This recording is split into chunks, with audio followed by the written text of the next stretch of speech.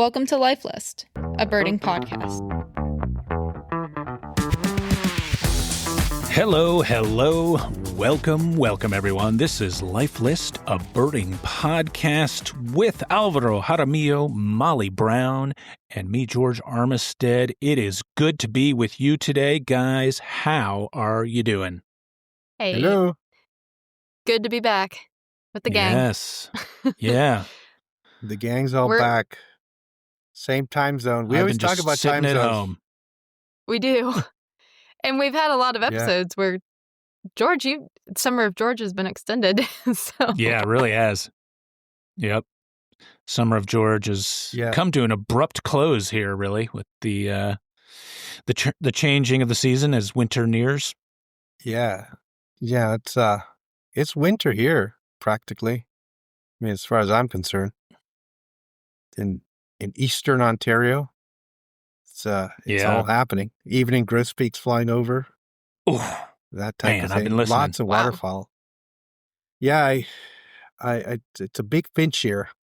We should have another finch episode. Actually, was thinking about that because it's kind of like happening. It's we're rolling right into it, and maybe even a snowy owl year. Oh, that'd be nice. Kind of happening, I think, too. So, if you haven't talked to any snowy owl people, have we? Gotta get some snowy owl people in the mix. I don't think we've done that. Yeah, that would be I don't think we juicy. have. Yeah. No, yeah. Yeah. Because that's a cool owl. Not like the other ones just sit there. The snowy owls are out in the day. They're visible. Regular people can find them. It is not your average. George is like starting to get all like tense. Like he just said stuff about owls that was not nice. Yep. I take exception to that, but I do agree. Snowy owl is not your average bubo, you know? Yeah. Yeah. Smarter than the average bubo. Mm-hmm. Mm-hmm. Yeah, send us your snowy owl people. We want to talk to them. Yeah. Good call. Used to not be a bubo. Remember that? Used to be its own genus. Nyctea or how? Nyctea scandia. Yeah, because it's scandalous. Scandiaca. Scandiaca. Yeah. Scandalous. That's what it means, right? Scandalous It's Latin for Nyctea. scandalous owl. Obviously, it couldn't be that it's from Scandinavia. No, that could not make any sense. But I was resistant. That's what Scandinavia means, right? I know. Yeah, literally, right, just scandalous. Look at the free healthcare and all that. What are they doing? Absurd. Yeah. Absurd. But great owl, though. Fantastic. I'm looking forward to my yard snowy owl. And it's one of those things, like it could happen next week, or it could happen in 10 years. I just don't know. Yeah. It will happen. That's a fun one to look for. First. Yeah. We had a fun weekend here in Philly. I haven't been birding, I feel like, in like weeks now, and I'm getting antsy, but I did do quite a bit of birdering over the weekend. Here in Philly, we had our annual DVOC, Delaware Valley Ornithological Club annual banquet, and we also had the Liberty Bird Alliance. They had their annual meeting as well, and I was at both, saw a bunch of area friends, which was a ton of fun, and our buddy Jason Hall gave an incredible talk at the DVOC annual banquet. It was like just basically an incredible celebration of Philadelphia birding, and I came out of it like super fired up. I was like, we're going to do this and we're going to do that. And I was like, I think I sent Jason a big long email afterwards with like 17 projects that we need to accomplish right away. But it was really good. One of the things he showed, though, was the snowy owl. That's some images of not just the bird, but the birders at Independence Hall, right by the Liberty Bell, right by Independence Hall, of the snowy owl that spent a couple weeks there. And it was elusive. I tried for it twice and dipped, but a bunch of people got to see it. And it was just so cool to have that bird at that location. So it's been a couple years now. Kristen, my wife, still needs snowy owl as a lifer. I feel like I really have not done my job there. So we got to get on that. That's just laziness on both of your parts, I got to say. It's a disgrace, frankly. My gosh. Yeah. It's a disgrace. I mean, like I said, it's out in the day, It's out in the day. I know. There's really no excuse. True. Yeah. Sort of similarly, Jimmy has since seen a snowy owl, but before he and I met, there was a snowy owl that hung out at a mall here in Morgantown, West Virginia, and it was within sight of the furniture store where he was working, but he did not see it and missed that opportunity. And it would have been a yard bird from where we lived before if Oh, we wow. saw it at that point. He, But he probably thought it was one of those plastic fake owls, sitting there. It's like, the thing's there all the time, every day. It's like, it's funny. We have our they took plastic it snowy down. owl that's Yeah. on the interstate Yeah. on the way in. Yeah. And I ended up just being away from home for a month, which wasn't totally planned, but I had a couple trips that just ended up jutting up against each other. So I kind of missed all of the fall transition here. And yeah, our snowy owl on the interstate that is the plastic bag that's been there for years is still there, and the leaves are off, and I get to enjoy that every day again. So there's some Well, there it is. compensation Oh, until the yeah, real it's a ones bag. come. Again, the Again. bag. It's year 4. Yeah, that's yeah. They can fool you. The plastic bags. I mean, we probably could get a list of all the things that people have seen that were plastic bags. I know there was a famous back in the day white pelican. This a friend saw before the pelicans had really taken over in the Northeast. Um, and then great egrets north of range, snowy owls, basically anything that's white. But the bags, obviously, there are some that just shape themselves into the right position. Those are the ones, Right. The perfect that'll decoys. get you right, the right size, But speaking of plastic bag, though, I saw a yard snow goose. Was it 2 days ago? Yeah, 2 days ago, snow goose. But it Ooh. wasn't a plastic bag. It just was white, and I was. It's kind of a bit of an aside of all this, but the Canada geese here, there's like thousands of Canada geese, like there are in a lot of places. But I look at them and I keep looking for these cackling geese because I know there's going to be one. And I keep getting fake cackling geese. I'm like, oh, here's one. And it's like, oh, no, it's a very small Canada. And then I start looking around. These are all relatively small Canadas. And I've realized that they're all migratory subarctic Canada geese, like by the hundreds. And they don't look like big Canada geese, and yet they don't look like cacklings. And then there's the other day when this snow goose was in with them, it was like the same size. And I was blown away because usually I think of Canada geese as being quite a bit larger. But then I realized I'm looking at a small Canada goose, and I'm probably looking at greater snow goose, the big one from the east.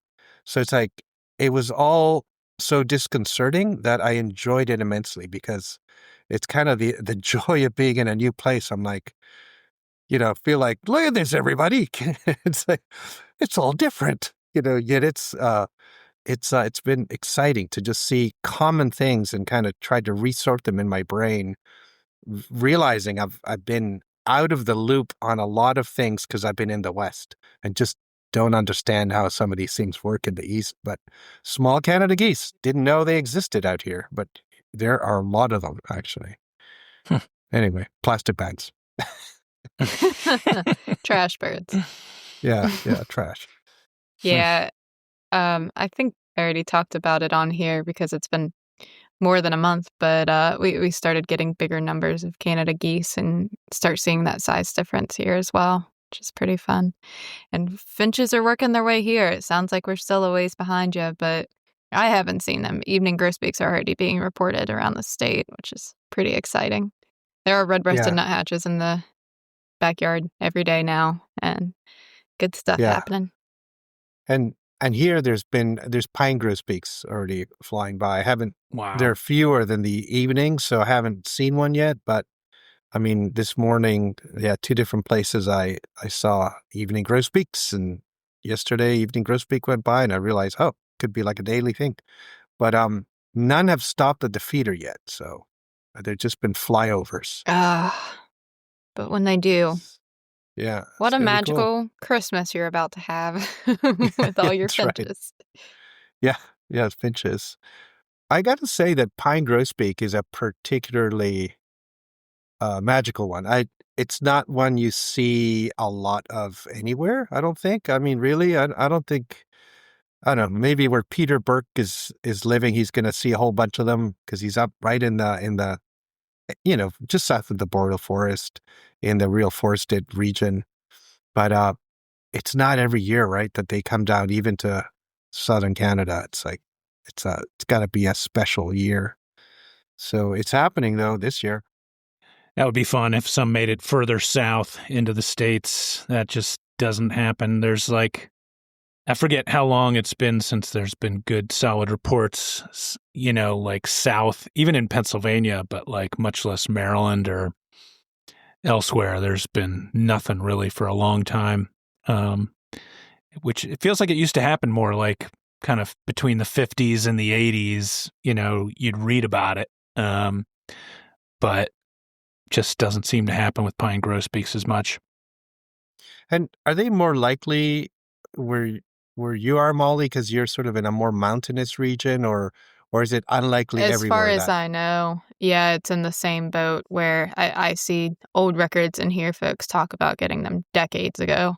But no. Evening grosbeaks, I think there are a lot more places that are generally more reliable, and maybe that kind of crosses through Pennsylvania too. Mhm. But nope, that's about it.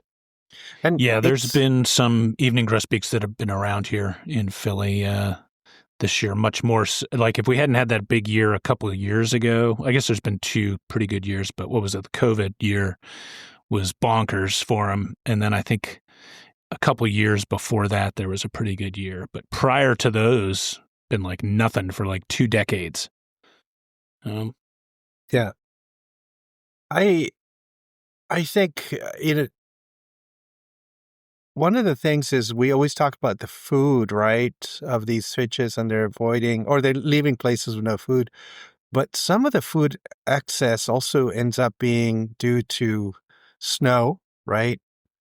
And also, if there's been freezing and thawing, like some berries become unedible once they've sort of frozen and thawed, or vice versa, or what have you. And I've often wondered if the dynamics of some of the, especially pine grosbeak and evening grosbeak, is much more complicated than just like crossbills. Cones or no cones, that's almost, mainly what you sort of think about. But these guys are, cherry, is there talk, cherries and mountain ash berries and all these other things. Mountain And, ash, yeah. Mountain ash is yeah. one of the ones I think of them, yeah. So it's I remember interesting. when I lived in Colorado for a summer on the Grand Mesa. We had maps stations set up to band birds, breeding birds. And we caught a few pine grosbeaks, which I think I'd never seen before that summer. And I just remember having one. You ever capture a bird in a mist net and you band it and everything, and then you go to like let it go and they just won't fly away, you Yeah. know? Like the first time I ever had that happen was with a pine grosbeak, and I was like, "Oh my God, like what's happening here?" Like it's like I open my hand, and usually the bird goes rocketing off, and I open my hand, the pine grosbeak just like rolls there like a little log, I was like, Yeah. "Oh my God, is it okay?" And I was like starting to freak out, and then finally it kind of perked up and shot off. But I always think of that. I got to know those birds pretty good that summer on the Grand Mesa, Colorado. Get to hear them pretty much every day. And banding a couple was pretty cool. Yeah. I'm thinking now comparing them to crossbills, if any are prone to be more nomadic in general. And Huh. I don't know the answer to that. Like there are call types in evening and pine grosbeaks, and some of the call types in the West, I don't know if they've ever been heard in the East. Like they don't, Hmm. they move around, but I don't Mm-hmm. think, I mean, maybe they have, and it's very rare, but it's not one of those things where you expect like a Colorado, pine grosbeak might be the one that crosses the entire continent. Yet I guess pine siskins and crossbills do that all the time. And, e- um, and maybe even, like, Bohemian waxwings. They can just go east-west more so than north-south sometimes. But, yeah, we need the finch people set us straight on some of this stuff, I think. Yeah. It'd be kind of fun to Yeah. talk through finches again. Maybe Matt Young can come back be the first 3-time guest on Life List here. Pretty sure he's already asking for a jacket, so Yeah. Special. we're gonna have to have it Special. this time. Yeah, it's got like all bird poops on the back of it. Just looking at eBird pine grosbeaks, and like if you look at historic, like all time, year round, all years, there's quite a few records well south into sort of north central West Virginia, through Maryland, even into northern Virginia. But then you hit the year round past 10 years, and there's nothing south of like Erie, Pennsylvania. Like nothing, Huh. So they've just dried up. Dried up. Yeah. Yeah, that's weird. There are some things like that I was pondering.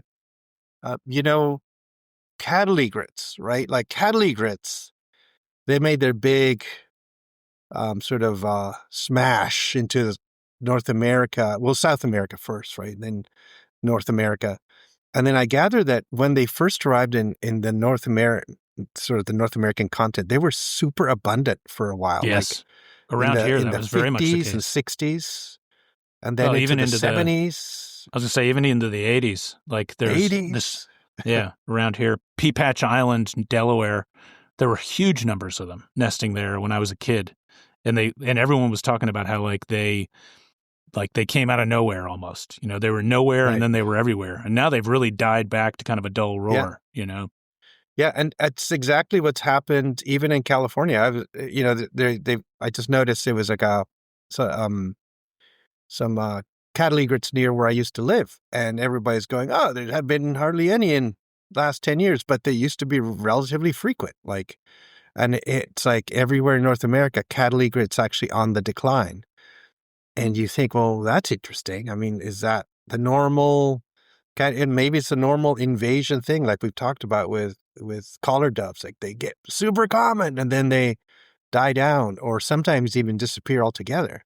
With the egrets, it's a natural invasion, right? It wasn't introduced, but it's sort of interesting to ponder. Like, how does that happen?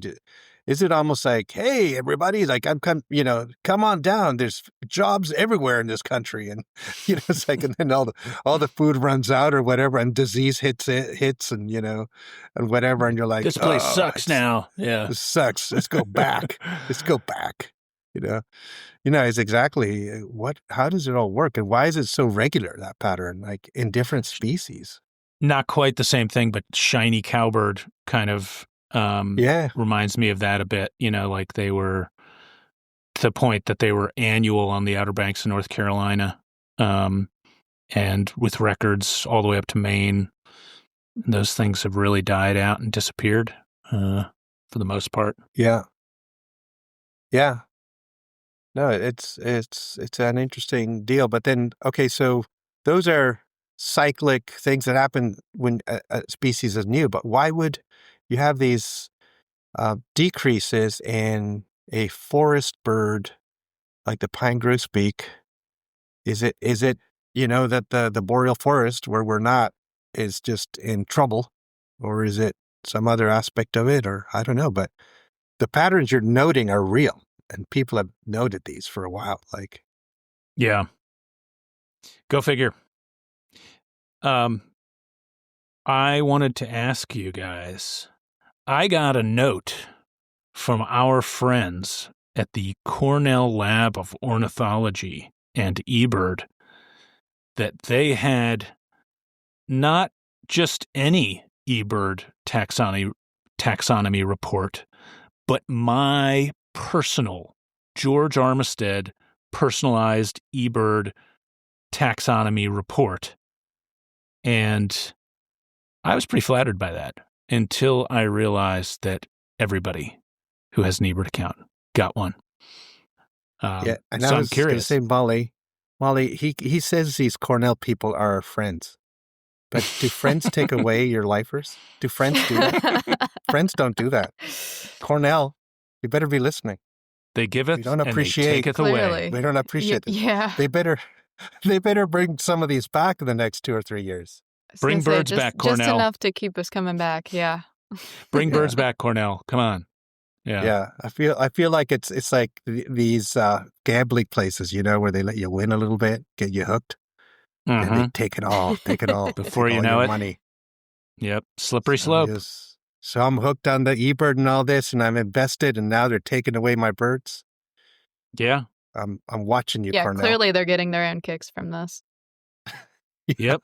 So long, Antarctic shag. So long, imperial cormorant. So long, Macquarie shag. So long, Oh, hold on, South hold on. Georgia Why was one of shag. those a cormorant? The other one's for shags. You tell me. Well, the If funny they were thing is that actually, different, how can they be lumped? and actually, then they, yeah, of course, they're all imperial cormorant now. So we do have one of those. I shouldn't have said it. So long, imperial cormorant, but Antarctic shag, South Georgia shag, Macquarie shag. This So is long. imperialism if I've ever seen it. From I those dare Cornell say. folks.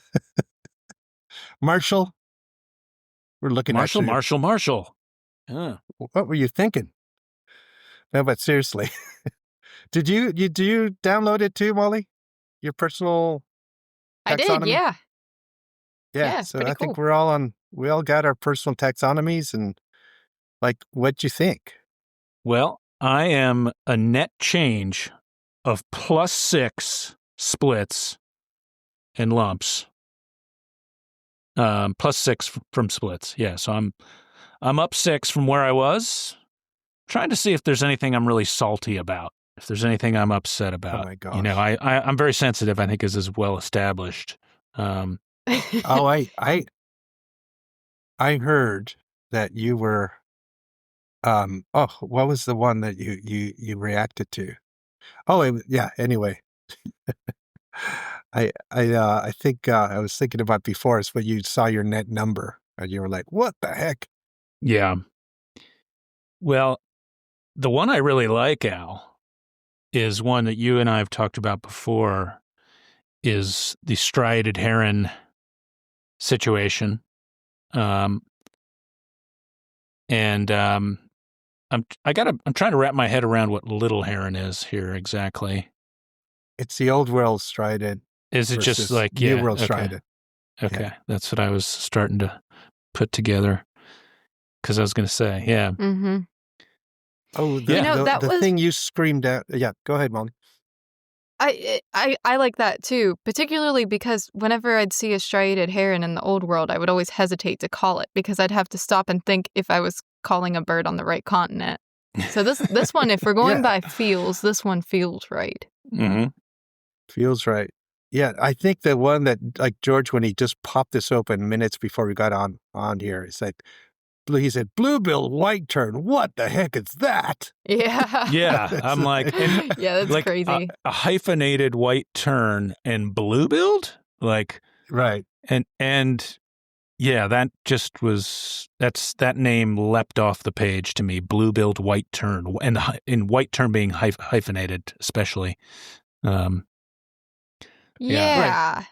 To look at that And as, say, now, analogous to yellow warbler split to mangrove yellow warbler, which yeah, is its own set of splits. No hyphen Did there. they hyphenate yellow warbler? No. Oh God, I would not react well to that.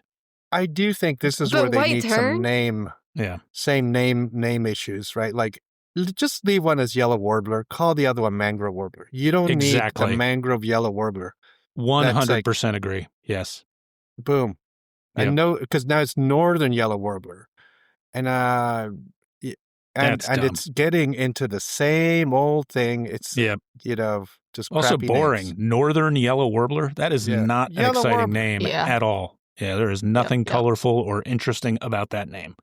Yeah, and we lose the YEWA banding code. Yeehaw, right? Now what is it? Yeah. It's like N something And Mm. now it's going to be like all Meanwhile. messed up and Yeah. nobody's going to Yeah. remember it.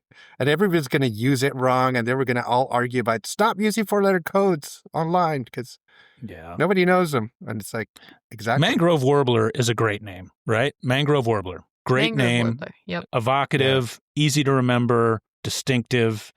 Northern yellow warbler. Ugh, God.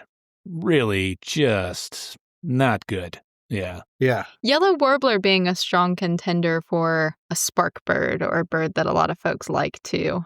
And I don't like complicating birds that are, strong spark bird potential. Yeah. Nothing wrong with yellow warbler. Northern yellow warbler. I mean, come on, people. Yeah. There's also the white terns, which back in the day were called fairy terns, but I guess there's another fairy tern. That's a different one. So, okay, white tern, which is fine because they're white. But then blue-billed white tern, Atlantic white tern, and little white tern are the 3 species now. And I don't know, but like, to me, it's like... Let's call them Gyges. Right. Blue-billed tern would have been fine. Yeah. Actually, because it's the one that's got a blue bill. Leave one of them as like, I don't know. Some of them have more black around the eye. Like I was like big-eyed tern, like a big-eyed tuna, kind of thing. Like, I don't know. I'm trying to see like. What about the genus? Just use the genus, as in like blue-billed Gyges, or I don't know how to pronounce that.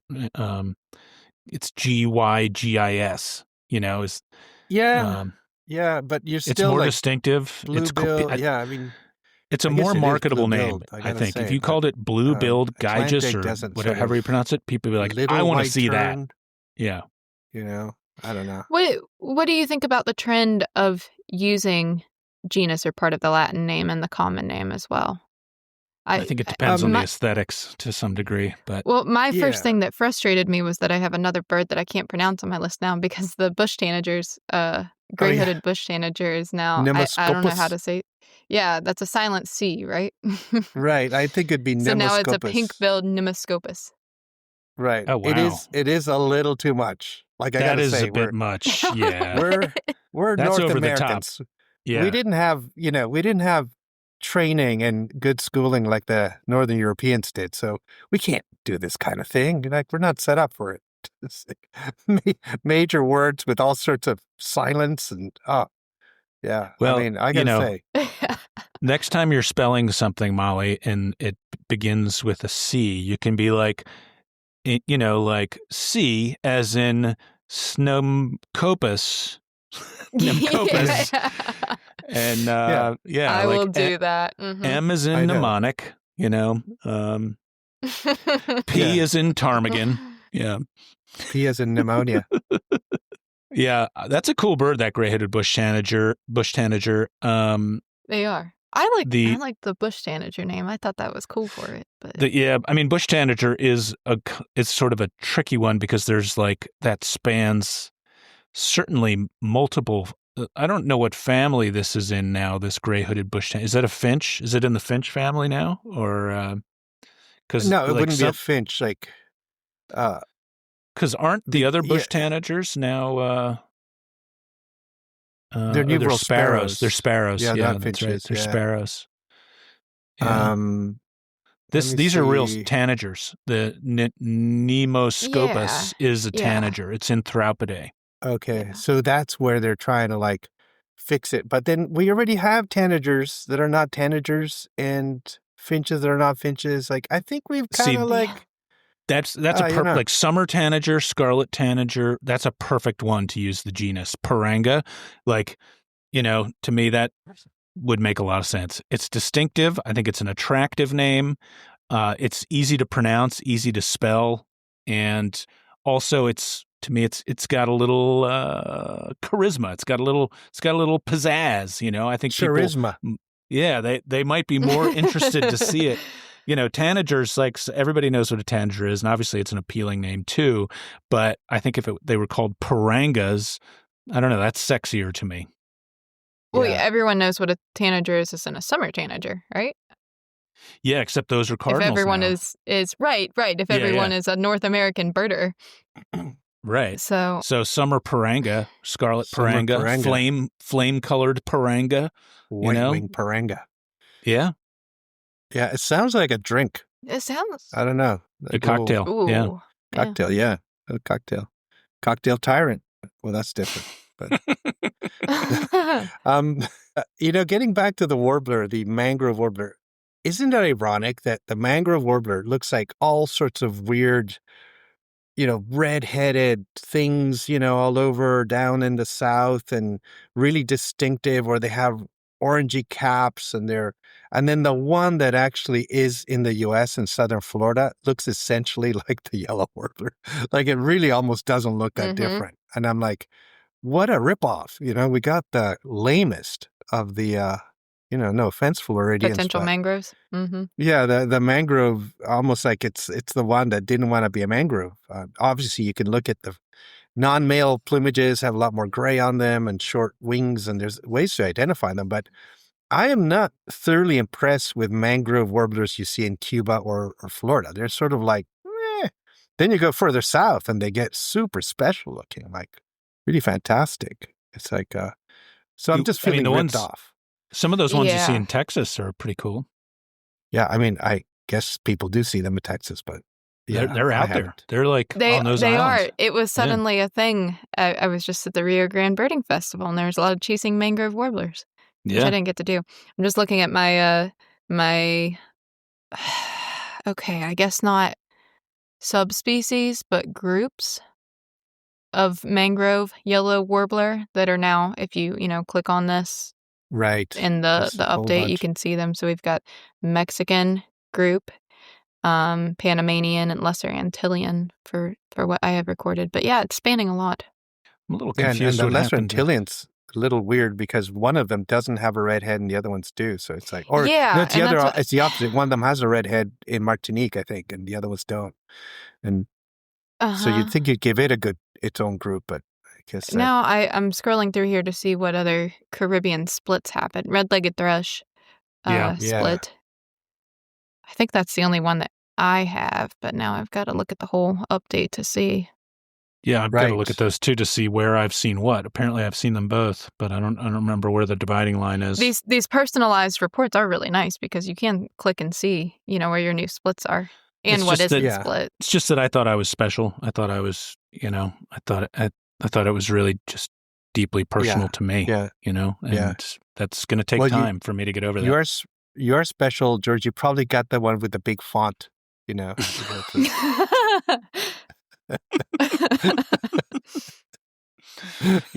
mean, Alvaro. You're mean. I am. You're mean. People find it funny, though. Come on. I actually see his face. He is like, I feel like, I'm sorry, George. I have to apologize for doing that on the air. Usually I didn't expect refrain that from being so mean.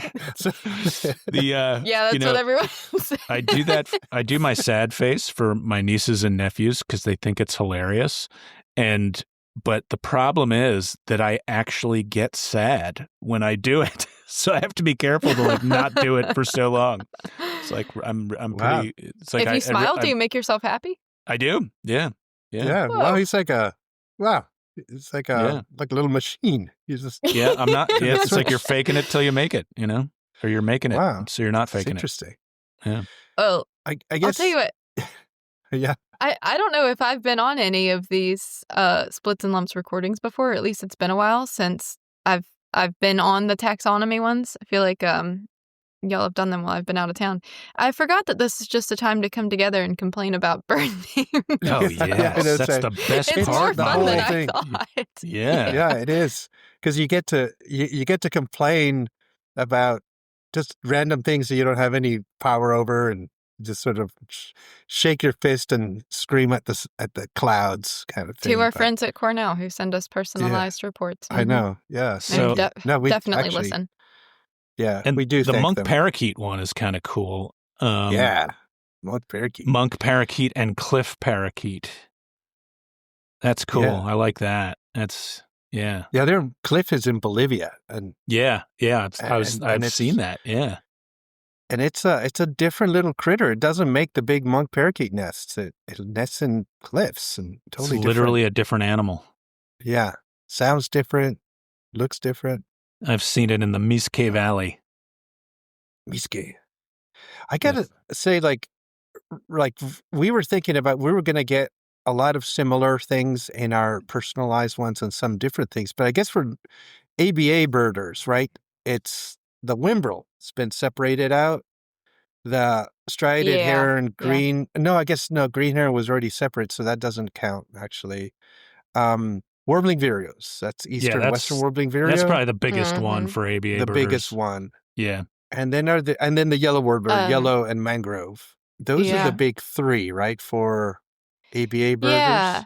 birders. Elegant Trogon is now coppery Oh yeah, tailed. yeah, That comes up into the yeah, like in the US. old days Phaea's when I was petrel. a child.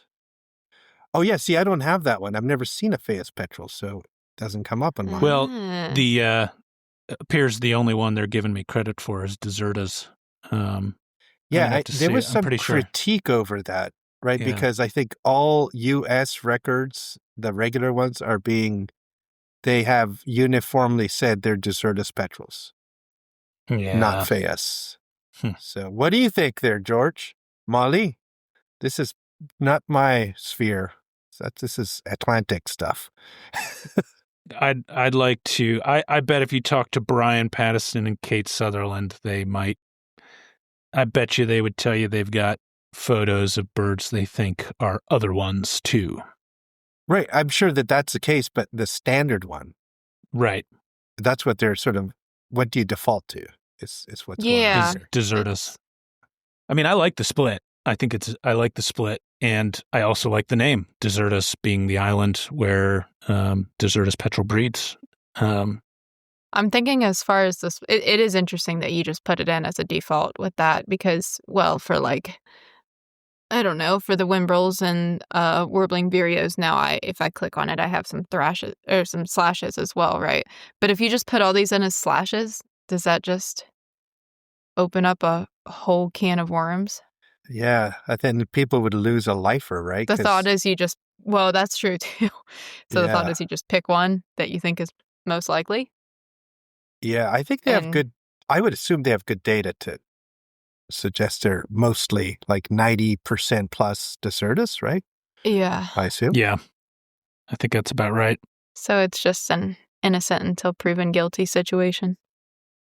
And I I got to bet a say lot that are that's documented though.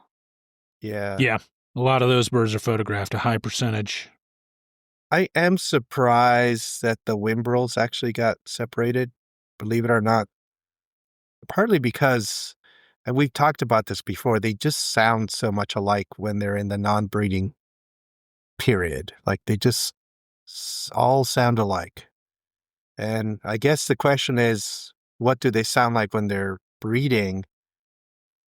And nobody has much information on that. And then some of these shorebirds just sound alike anyways, like greater yellowlegs and green shank. So maybe that's not an issue. But I'm kind of I was like I I've always thought that there were definitely two groups of Wimbrel. At So least, yeah. is it a question you if know. they overlap in their breeding territory? I don't think they overlap. They're totally separate. Okay. Each one of these, I like both, but I guess yeah. Oh, what you're saying is if they sound alike and they don't overlap.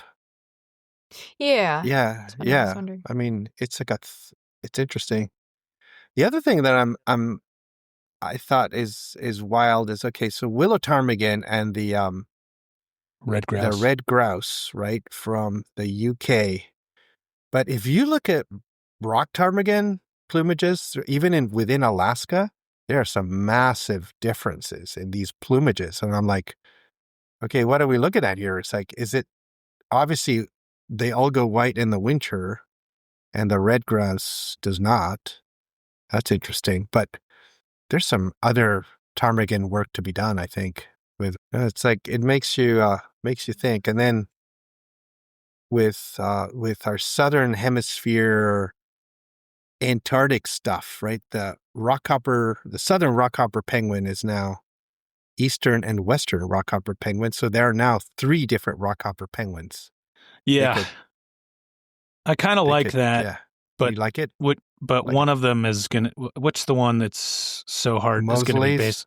Yeah, that's going to be a hard bird to see. Yeah, except there's that one that goes back to the Falkland Islands every year. Yeah.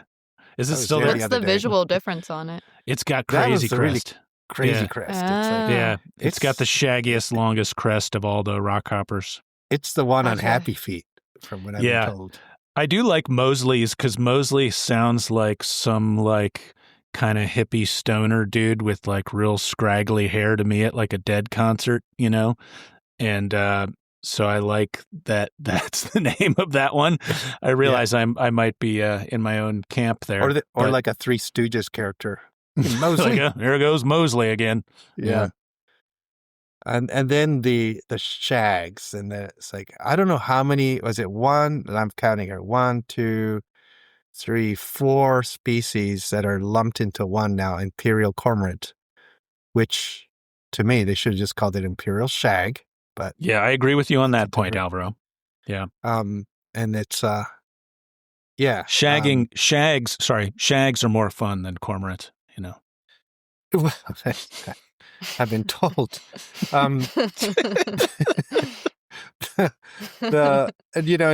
our friend Lily Douglas named this the Great Unshagging of 2025. So it's yeah, that sounds right. Yeah, the Great Unshagging, and it's true. Yeah. It's like we've been unshagged.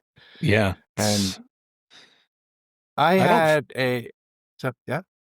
was going to say, I don't feel a great sense of loss on this one, Al. I know you're pretty pro keeping these cormorants fun and different, but to me, they all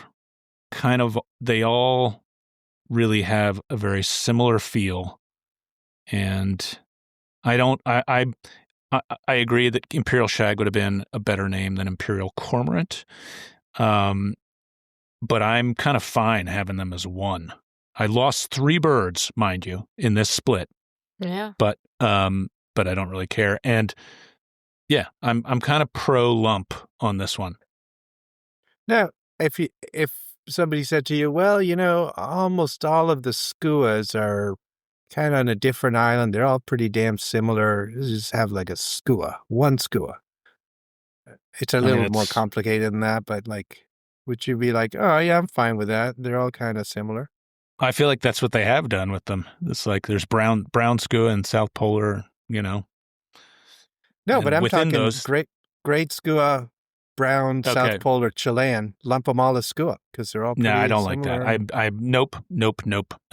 Because I think it's a similar situation. They're very much similar.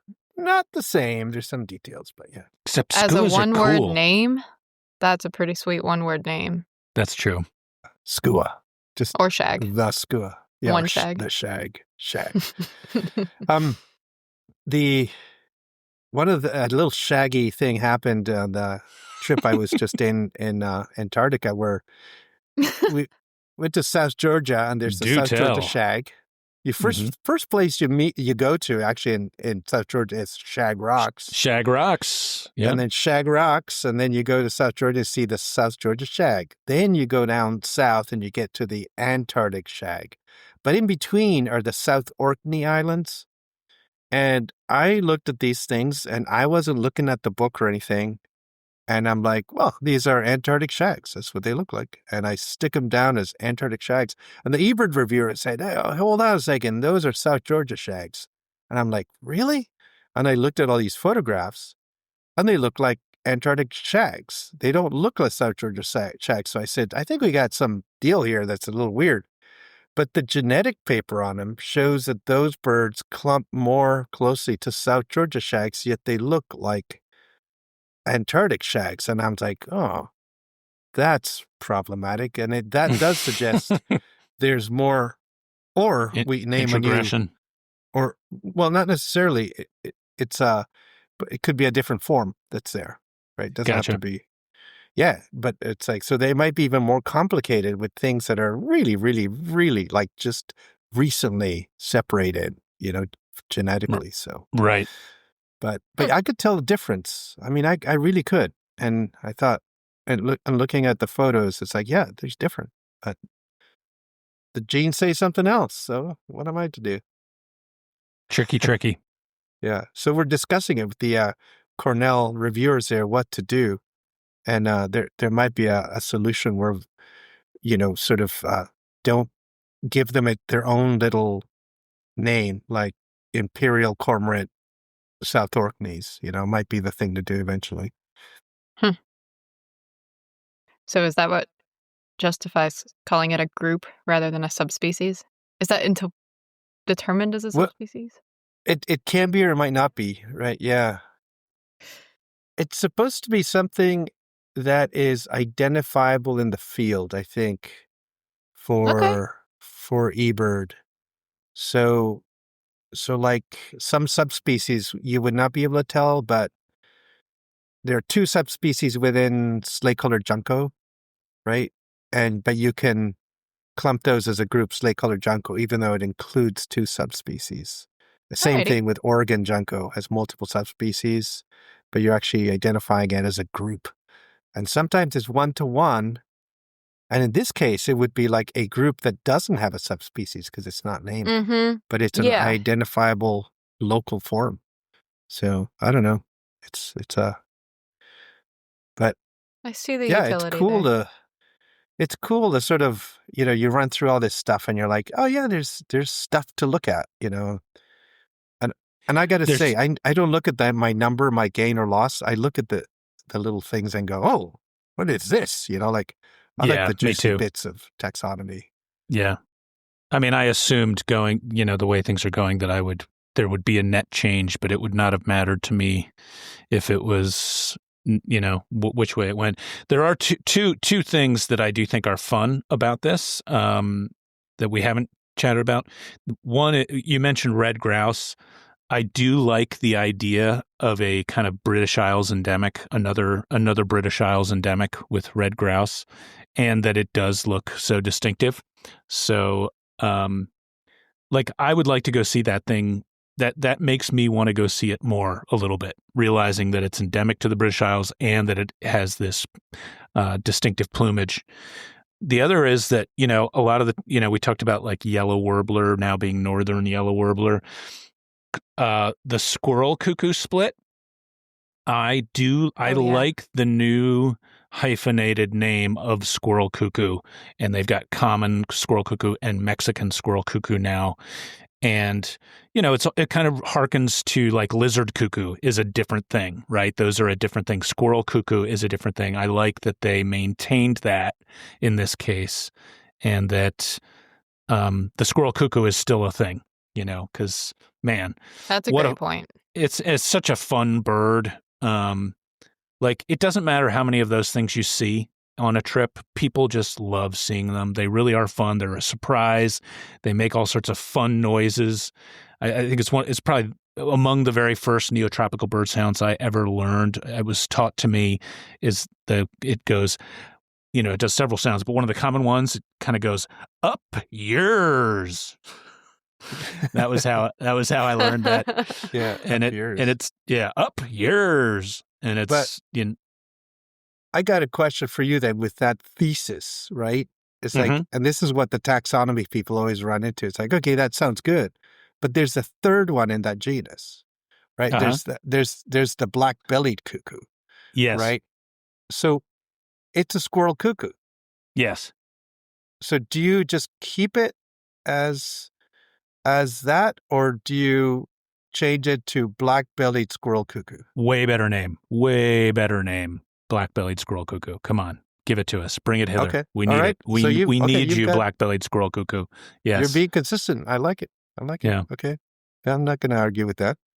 I But think they Yeah. you should got to look at the call whole group, right? I think they should call rhinoceros auklet rhinoceros puffin just to make it more fun. I think people would enjoy that bird more. You know what I call it on our tour Mm. sometimes when people get very offended? Ugly Ooh. puffin. That might be the best name of all, Al. The Ugly Puffin. I know, and I'm saying it is related to puppets, but it's nowhere near as cool. You're it's right. kind of like a little ugly puppet. Yeah. And people like go, oh my God, how could you say? I was like, we'll never forget it now, right? Yeah. Is it similar to the cast and chocolate? You're not even thinking that anymore because you're thinking, oh, it's the ugly puppet. So it's like, all right, yeah. I wouldn't say it's ugly. I might go dumpy. Dumpy Puffin. We can nuance it, Dumpy. I like Dumpy Puffin. Yeah. Dumpy puppet. Well, if you're squirrel cuckoos, right? We have our mangrove, black-billed, yellow-billed, dark-billed, pearly-breasted, the whole group. Cassizes. They're just cuckoos. Yeah. And should they be given like a name? Instead of squirrel cuckoo, they could be, I don't know. I mean, Caterpillar cuckoo, yeah. Ooh, yeah, that's nice. I'm scrolling through. I just typed in cuckoo and birds of the world, and I'm just looking at all the cuckoos because I was looking at Old World and New World and seeing about those. There are not many that aren't hyphenated. The cuckoos are really getting worked over. I like caterpillar cuckoo. I mean, as a group, I think that's fun. I just think like caterpillar bird. So I mean, almost like an Australian sounding thing, But cuckoo's always fun. Like a cuckoo of any kind is fun, Yeah. Yeah, no, you put in caterpillar cuckoos, that's going to be one of the longest bird names. It's true. Dark-billed caterpillar cuckoo. Al, that's better still. Really good. Yeah. Wow. Yellow rain crow. Black rain crow. Yes, I like that a lot. Yes. Why are we not in charge of this? Jesus. Yeah. Rain crows for sure. I really like it, but now I'm just... Yeah. I'm a systematic person, and I'm going back to our original tanager conversation of families. And that makes me a little itchy. Putting crows in the cuckoos. Oh, crow. Yeah. Yeah. I mean, we've got crows in other families, too. Rain crow is one word. Cuckoo. We already got rain crow, one word. Yeah. It's like nighthawk, It's like, it's okay. Okay. Yeah. I do have a favorite though in the splits, and it's one that it would not resonate at all with 99.99999% of the listeners. And it's the canisteros, the creamy breasted canistero. I was going to see if that's South America thing. Yeah. Which has been divided up, I would imagine, to 3. But I've got rusty vented is the only one I think I've got. And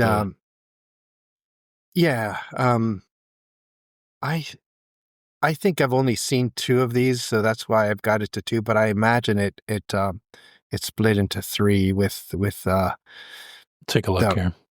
Yeah. So the thing is, though, in northern Chile we have the dark wing canistero, which is one of the splits, and in the Argentinian side and to Bolivia, you get rusty vented canistero.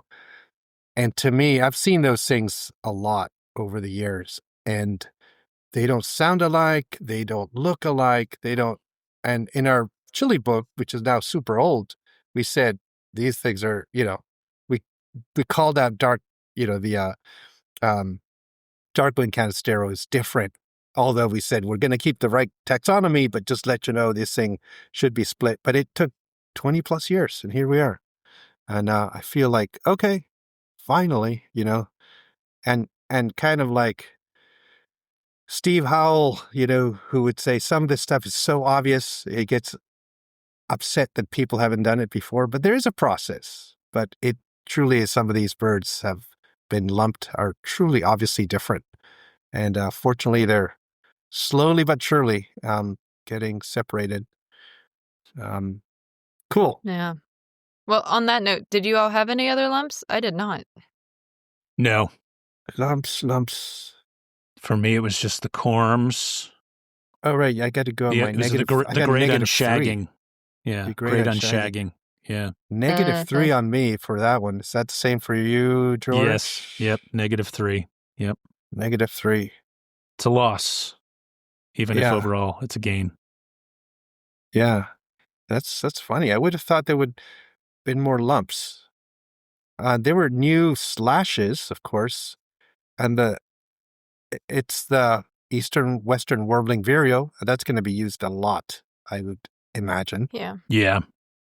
Again, not the most exciting name choices, but at the same time, fairly, easy to process and understand. Mm-hmm.